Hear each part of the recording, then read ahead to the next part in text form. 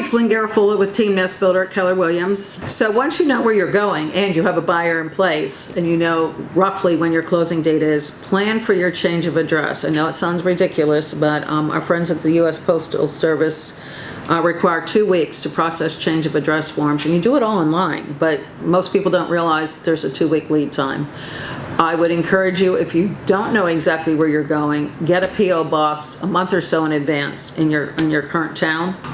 So when it gets closer to closing and you have a confirmed closing date, it's sometimes called a clear to close, where the buyer's lender tells them that they are now clear to close, then it's time to request your final utility readings in transfer of accounts. You want to transfer your accounts, don't close your accounts.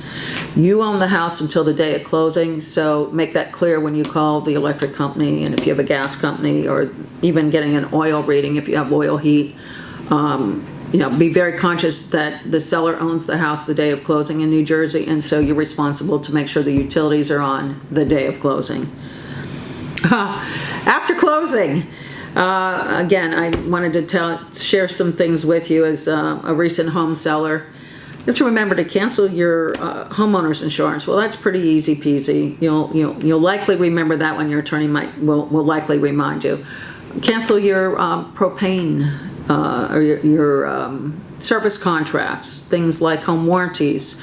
If you have a landscaper or snow removal professional taking care of your property, you have to overtly cancel all those people and make final billing arrangements. Sounds like a silly thing, but often I have people who don't realize that they still have their ADT security system in play, or their Ring security system in play, or they're still paying the landscaper a month after they moved.